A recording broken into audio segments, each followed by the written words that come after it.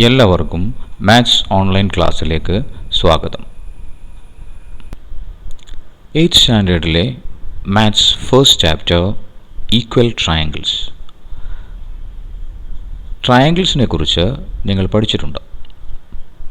Let's draw a triangle.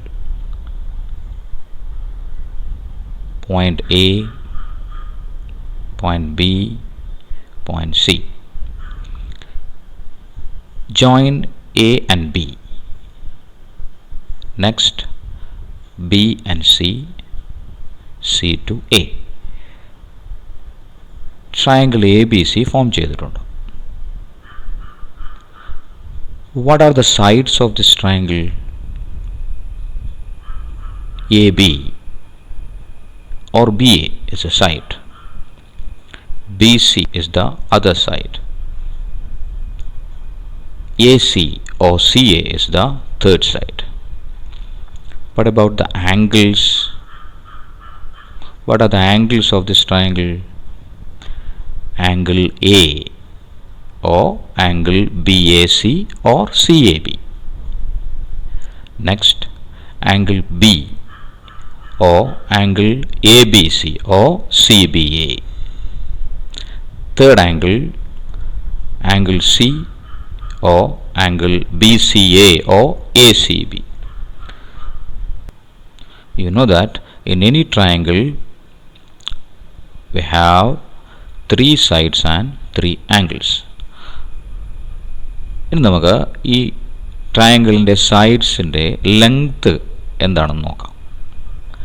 3 സൈഡ്സിൻ്റെയും ലെങ്ത്തുകൾ അവിടെ mark ചെയ്തിട്ടുണ്ട്. 7.5, 6.5, 8.2 എങ്ങനെയാണ് സൈഡ്സിൻ്റെ ലെങ്ത് വരുന്നത്. Next, angle measures. Angle A 48.3, angle B 71.5, angle C 60.2 degrees. Which is the longest side here? 7.5, 6.5, 8.2. 8.2 is the longest side. That is AC. AC is the longest side. Which is the shortest side?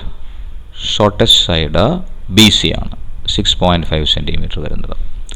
Now what about the largest angle here? Largest angle is angle B, 71.5. Smallest angle 48.3. Largest ആംഗിളും longest സൈഡും ഒന്ന് നോക്കുക. A C ആണ് longest side, largest angle angle B ആണ്. So you can see that the longest side is opposite to the largest angle. Largest ആംഗിളിന് opposite ആണ് longest side വരുന്നത്. തിരിച്ചു പറഞ്ഞാൽ ലോങ്ങസ്റ്റ് സൈഡിൻ്റെ ഓപ്പോസിറ്റ് ആണ് ലാർജസ്റ്റ് ആംഗിൾ വരുന്നത്. ഷോർട്ടസ്റ്റ് സൈഡ് ഇവിടെ ബി സി ആണ്, ബി സി. അതിൻ്റെ ഓപ്പോസിറ്റ് ആയിട്ടാണ് സ്മോളസ്റ്റ് ആംഗിൾ വരുന്നത്.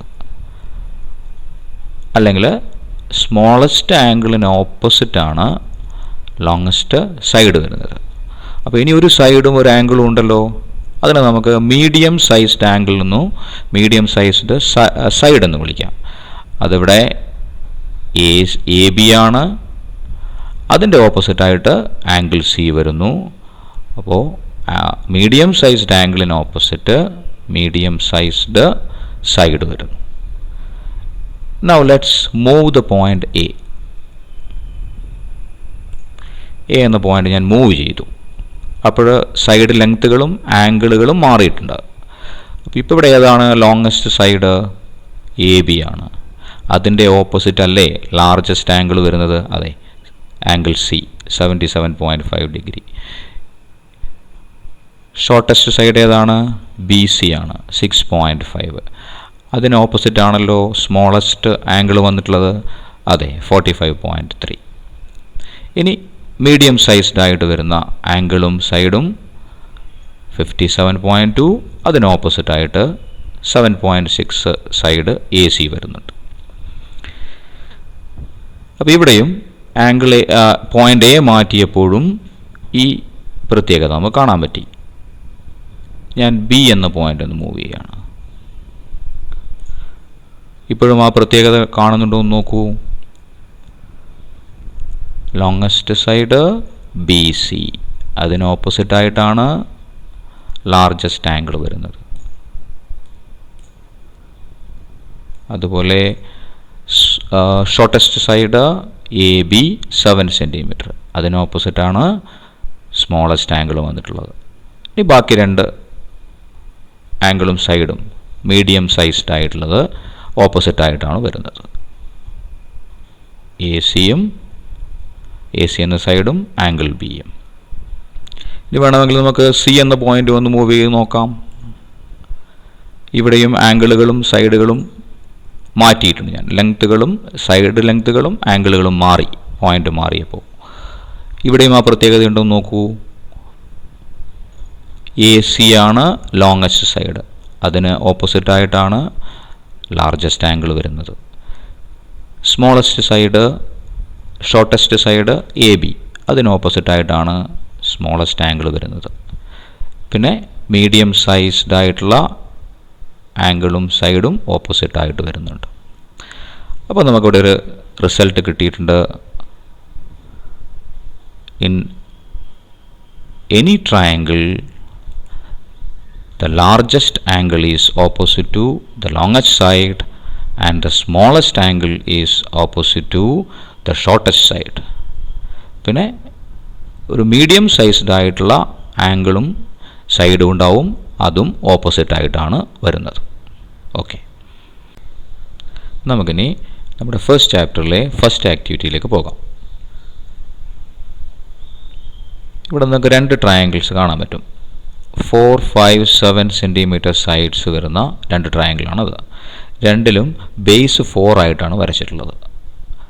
ആദ്യത്തെ ഫിഗറിൽ ലെഫ്റ്റിൽ 5 സെൻറ്റിമീറ്റർ, റൈറ്റിൽ 7 സെൻറ്റിമീറ്റർ. രണ്ടാമത്തെ ഫിഗറിൽ ലെഫ്റ്റിൽ 7, റൈറ്റിൽ 5. രണ്ട് ട്രയാങ്കിളിൻ്റെയും സൈഡ്സ് 4, 5, 7 സെൻറ്റിമീറ്റേഴ്സ് ആണ്. ഇതിനെ വേറെ എന്തെങ്കിലും രീതിയിൽ നമുക്ക് വരയ്ക്കാൻ പറ്റുമോ? രണ്ടിൻ്റെയും ബേസ് 5 ആകുന്ന വിധത്തിൽ വരക്കാം. അപ്പോൾ ബാക്കി രണ്ട് സൈഡുകൾ 4ഉം 7ഉം ലെഫ്റ്റും റൈറ്റും ആയിട്ട് വരാം. ഇനി വേറൊരു വിധത്തിൽ കൂടെ പറ്റുമല്ലോ. ബേസ് രണ്ടും 7 സെൻറ്റിമീറ്റർ വരുന്ന വിധത്തിൽ ഇങ്ങനെയും നമുക്ക് വരക്കാം. എങ്ങനെയാണ് നമ്മൾ ഒരു ട്രയാങ്കിൾ കൺസ്ട്രക്റ്റ് ചെയ്യുന്നത്? സ്കെയിലും കോമ്പാസും ഉപയോഗിച്ചിട്ട് ട്രയാങ്കിളിനെ കൺസ്ട്രക്റ്റ് ചെയ്യാൻ 3 സൈഡ്സിൻ്റെ ലെങ്ത് തന്നാൽ ട്രയാങ്കിളിനെ കൺസ്ട്രക്റ്റ് ചെയ്യാൻ നിങ്ങൾ പഠിച്ചിട്ടുണ്ട്. നമുക്കതെങ്ങനെയൊന്ന് നോക്കാം. സൈഡ്സ് 4, 5, 7 സെൻറ്റിമീറ്റേഴ്സ് വരുന്ന ഒരു ട്രയാങ്കിള് സ്കെയിലും കോമ്പാസും യൂസ് ചെയ്തിട്ട് എങ്ങനെയാണ് കൺസ്ട്രക്റ്റ് ചെയ്യുക നമുക്ക് നോക്കാം. ഞാനിവിടെ ആദ്യം ബേസ് 4 ആയിട്ട് എടുത്തിട്ടാണ് ട്രയാങ്കിൾ വരയ്ക്കാൻ പോകുന്നത്. അപ്പോൾ ആദ്യം എനിക്ക് സ്കെയിൽ വെച്ചിട്ട് 4 സെൻറ്റിമീറ്റർ ലൈൻ വരേണ്ടി വരും.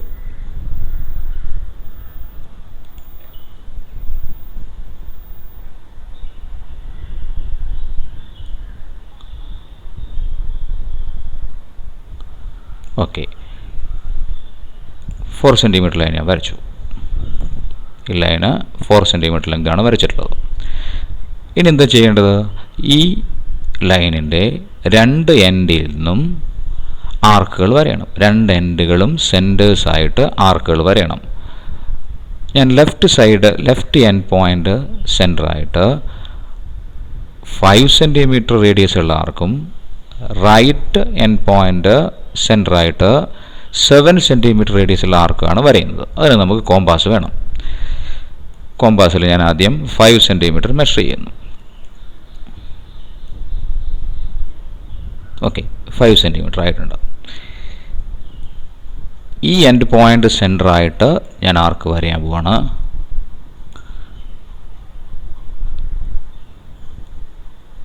ഓക്കെ, ആർക്ക് വരച്ചു. ഇനി എത്ര റേഡിയസ് ഉള്ള ആർക്കാണ് വരേണ്ടത്? റൈറ്റ് എൻഡ് പോയിൻ്റ് സെൻറ്ററായിട്ട് 7 സെൻറ്റിമീറ്റർ റേഡിയസ് ഉള്ള ആർക്ക് വരയണം. ഞാൻ 7 സെൻറ്റിമീറ്റർ സ്കെയിലിൽ മെഷർ ചെയ്യാണ്. ഓക്കെ, 7 സെൻറ്റിമീറ്റർ ആയിട്ടുണ്ട്. ഈ റൈറ്റ് എൻഡ് പോയിൻ്റ് സെൻറ്ററായിട്ടാണ് വരേണ്ടത്. എന്നിട്ട് ഞാൻ ആദ്യം വരച്ചിട്ടുള്ള ആർക്കിനെ കട്ട് ചെയ്യണം. ഓക്കെ, അപ്പോൾ 2 ആർക്കുകളും വരച്ചിട്ടുണ്ട്. ആ 2 ആർക്കുകളും ഒരു പോയിന്റിൽ ഇൻ്റർസെക്റ്റ് ചെയ്യുന്നുണ്ട്. ആ ഇൻ്റർസെക്റ്റ് ചെയ്യുന്ന പോയിന്റിലേക്ക് ആദ്യം വരച്ച ലൈനിൻ്റെ എൻഡ് പോയിന്റുകൾ ജോയിൻ ചെയ്യണം. അതിന് നമുക്ക് സ്കെയിൽ വേണം.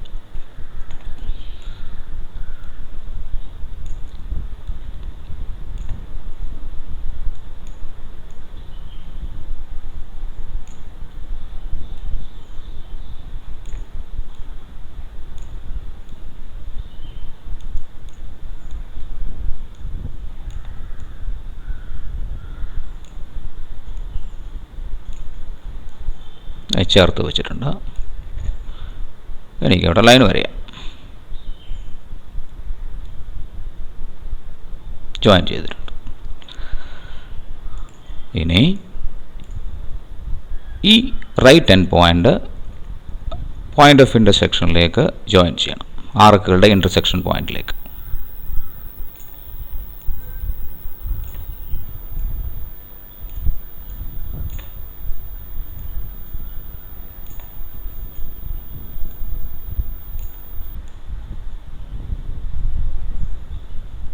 ഓക്കെ, ഇനി എനിക്ക് വരയാം.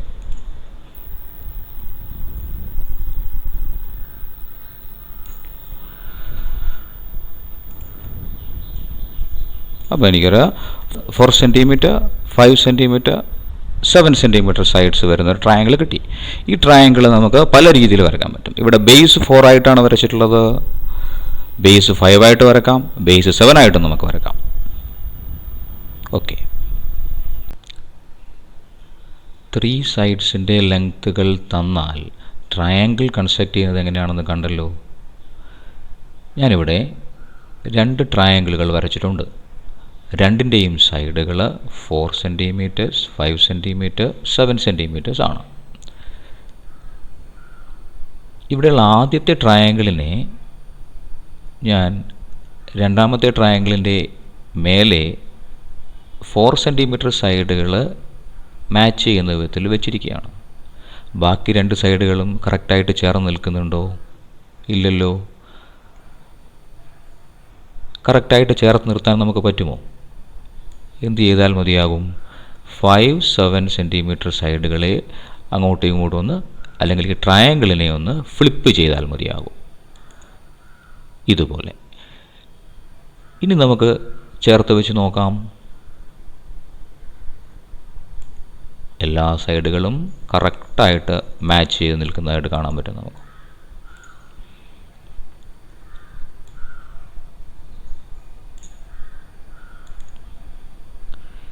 ഇനി ആദ്യത്തെ ട്രയാങ്കിൾ 5 സെൻറ്റിമീറ്റർ സൈഡ് ബേസ് ആയിട്ട് വരുന്ന വിധത്തിലായാലോ?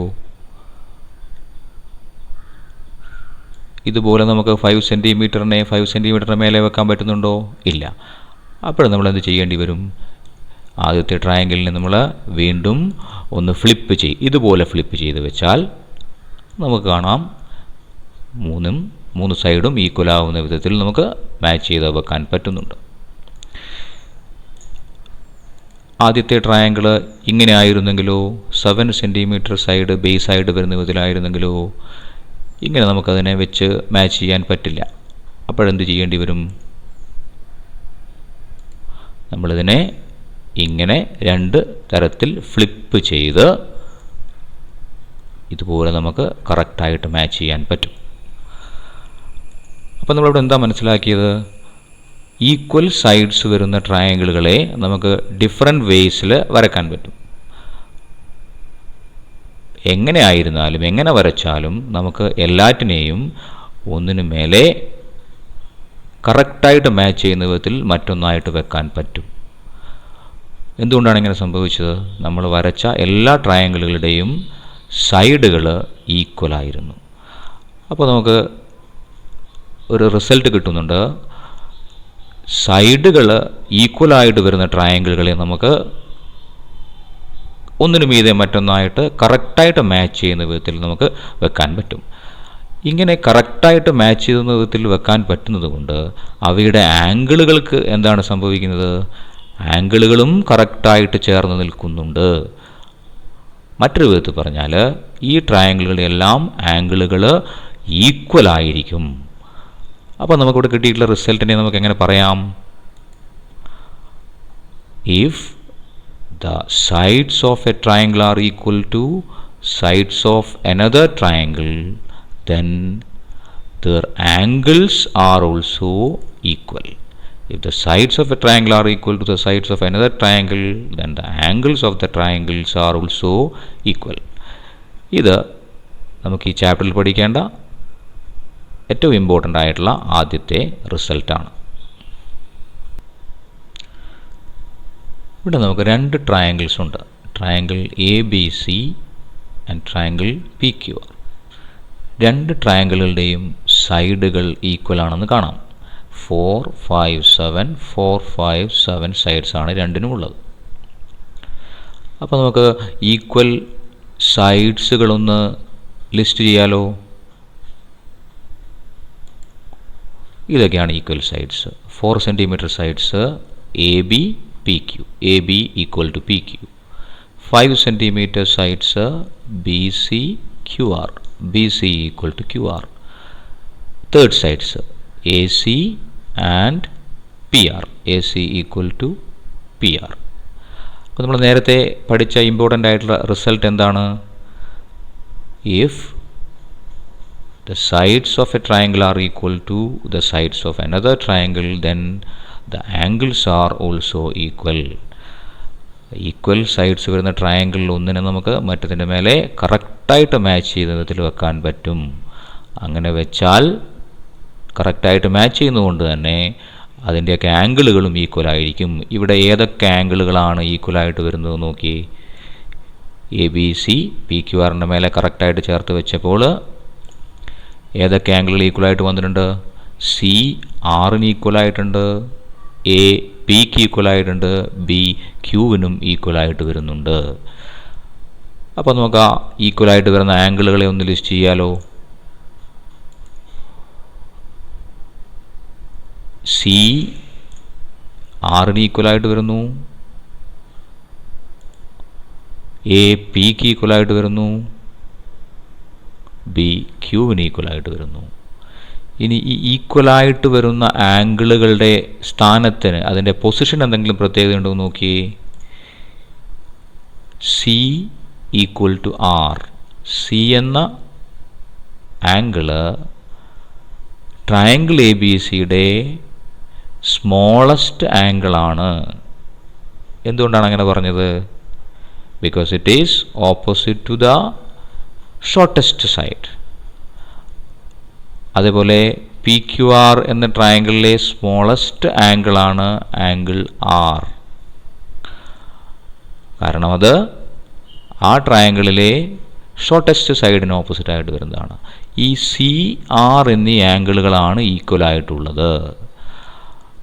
ഈ രണ്ട് ഈക്വൽ ആയിട്ടുള്ള ആംഗിളുകളും രണ്ട് ട്രയാങ്കിളിലെയും സ്മോളസ്റ്റ് അല്ലെങ്കിൽ ഷോർട്ടസ്റ്റ് സൈഡിന് ഓപ്പോസിറ്റ് വരുന്നതാണ്. അപ്പോൾ AB PQ എന്ന രണ്ട് സൈഡുകൾ ഈക്വലാണ്. ആ ഈക്വലായിട്ടുള്ള സൈഡുകൾക്ക് ഓപ്പോസിറ്റായിട്ടാണ് ഈക്വലായിട്ടുള്ള ആംഗിളുകൾ വരുന്നത്. മറ്റ് സൈഡുകൾക്ക് ഓപ്പോസിറ്റും ഇതേ രീതിയിൽ ആംഗിളുകൾ വരുന്നുണ്ടോ എന്ന് നോക്കൂ. AC ഈക്വൽ ടു PR ആണ്. ACയും PRും ആണ് ലോങ്ങസ്റ്റ് സൈഡുകൾ. ലോങ്ങസ്റ്റ് സൈഡുകൾക്ക് ഓപ്പോസിറ്റ് വരുന്ന ആംഗിളുകൾ angle B, angle Q. Angle Bയും ആംഗിൾ Qവും ഈക്വലായിട്ട് കാണാൻ പറ്റുന്നുണ്ട്. ഇനി തേർഡ് സൈഡ് അല്ലെങ്കിൽ മീഡിയം സൈസ്ഡ് ആയിട്ടുള്ള സൈഡുകൾക്ക് ഓപ്പോസിറ്റ് വരുന്ന ആംഗിളുകൾ നോക്കുക. 5 സെൻറ്റിമീറ്റർ സൈഡുകൾ, അതിന് ഓപ്പോസിറ്റായിട്ട് വരുന്ന ആംഗിളുകൾ Aയും ഇവിടെ Pയും ആണ്. Aയും Pയും ഈക്വലാണ്. അപ്പോൾ നമ്മൾ പുതിയൊരു കാര്യം മനസ്സിലാക്കി. If the sides of a triangle are equal to sides of another triangle, then their angles are equal. What about the positions of the equal angles? Equal angles are opposite to the equal sides. AB equal to PQ. ABക്ക് opposite ആണ് C വരുന്നത്, PQവിന് opposite ആണ് R വരുന്നത്. അതുകൊണ്ട് angle സിയും angle ആറും equal ആയിരിക്കും. B C equal to Q R. B സിക്ക് ഓപ്പോസിറ്റാണ് ആംഗിൾ എ വരുന്നത്, ക്യു ആറിന് ഓപ്പോസിറ്റാണ് ആംഗിൾ പി വരുന്നത്. അതുകൊണ്ട് angle A equal to angle P. A C equal to P R. A സിക്ക് ഓപ്പോസിറ്റാണ് ആംഗിൾ ബി വരുന്നത്, പി ആറിന് ഓപ്പോസിറ്റാണ് ആംഗിൾ ക്യു വരുന്നത്. Angle B equal to angle Q എന്ന് നമുക്ക് കാണാൻ പറ്റുന്നു. അപ്പോൾ ഇവിടെ നമ്മൾ പഠിച്ചിട്ടുള്ള റിസൾട്ട് നമുക്കിങ്ങനെ പറയാം: if the sides of a triangle are equal to the sides of another triangle, then the angles opposite to the equal sides of these triangles are equal. നമ്മളിപ്പോൾ പഠിച്ച ഇമ്പോർട്ടൻ്റ് ആയിട്ടുള്ള റിസൾട്ട് യൂസ് ചെയ്തിട്ട് നമുക്ക് text ബുക്കിലുള്ള കുറച്ച് problems solve ചെയ്യാം. ആദ്യത്തെ problem: find the pairs of matching angles. ഇവിടെ triangle A B C P Q R എന്ന രണ്ട് ട്രയാങ്കിൾസ് തന്നിട്ടുണ്ട്. ആ രണ്ട് ട്രയാങ്കിളുകളുടെയും സൈഡ്സിൻ്റെ ലെങ്ത്തുകൾ അവിടെ മാർക്ക് ചെയ്തിട്ടുണ്ട്. സൈഡ് ലെങ്ത്തുകൾക്ക് എന്തെങ്കിലും പ്രത്യേകതയുണ്ടോ? എ ബി സിയിലെ സൈഡുകൾ 4, 5, 6. പി ക്യു ആറിലെ സൈഡുകളും 4, 5, 6. നമുക്കാദ്യം ഈ ഈക്വൽ സൈഡ്സിനെ ഒന്ന് ലിസ്റ്റ് ചെയ്യാം.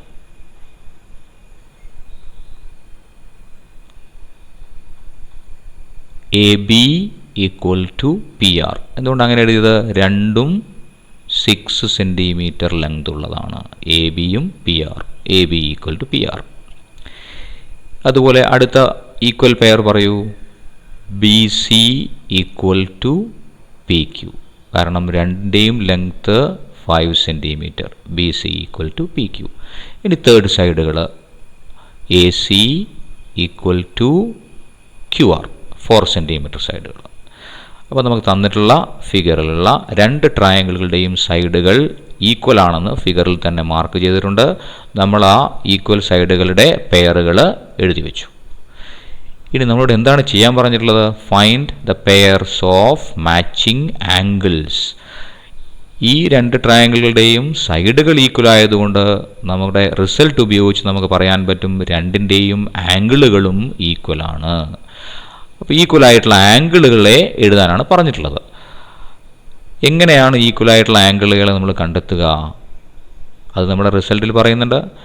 Equal angles are opposite to the equal sides. Equal സൈഡ്സിന് ഓപ്പോസിറ്റ് ആയിട്ടാണ് ഈക്വൽ ആംഗിൾസ് ഉണ്ടാവുക. അപ്പോൾ നമുക്ക് ആദ്യത്തെ ഈക്വൽ സൈഡ്സിൻ്റെ പെയർ എന്താണ്? A B equal to P R. A B P ആറിന് ഈക്വലാണ്. അപ്പോൾ നമ്മുടെ റിസൾട്ട് പ്രകാരം എ ബിക്ക് ഓപ്പോസിറ്റുള്ള ആംഗിളും പി ആറിന് ഓപ്പോസിറ്റുള്ള ആംഗിളും ഈക്വൽ ആയിരിക്കും. ഏതാണ് എ ബിക്ക് ഓപ്പോസിറ്റുള്ള ആംഗിൾ? എ ബിക്ക് ഓപ്പോസിറ്റുള്ള ആംഗിൾ ആംഗിൾ സി. പി ആറിന് ഓപ്പോസിറ്റുള്ള angle angle Q. Therefore angle C equal to angle Q. ഇതേപോലെ ബാക്കി ഈക്വൽ സൈഡുകളുടെ പെയറുകളിൽ നിന്ന് നമുക്ക് ഈക്വൽ ആംഗിൾസുകൾ കണ്ടെത്താം. B C equal to P Q. B C എന്ന സൈഡ് പി ക്യൂവിന് ഈക്വലാണ്. അപ്പോൾ ബി സിക്ക് ഓപ്പോസിറ്റായിട്ട് വരുന്ന ആംഗിൾ എ. അതുപോലെ പി ക്യൂവിന് ഓപ്പോസിറ്റായിട്ട് വരുന്ന ആംഗിൾ ആർ. അപ്പോൾ നമുക്ക് എന്ത് പറയാൻ പറ്റും? Angle A equal to angle R. അപ്പോൾ third pair of equal angles എന്തായിരിക്കും? എ സിക്കും ക്യു ആറിനും ഓപ്പോസിറ്റ് വരുന്ന ആംഗിളുകൾ, അതായത് എ സിക്ക് ഓപ്പോസിറ്റ് ബി, ക്യു ആറിന് opposite P. Therefore angle B equal to angle P ആയിരിക്കും. ഇനി നമുക്ക് നമ്മുടെ ടെക്സ്റ്റ് ബുക്കിൽ കൊടുത്തിട്ടുള്ള മറ്റൊരു പ്രോബ്ലത്തിലേക്ക് പോകാം. In the triangles below, AB equal to QR, BC equal to RP, CA equal to PQ.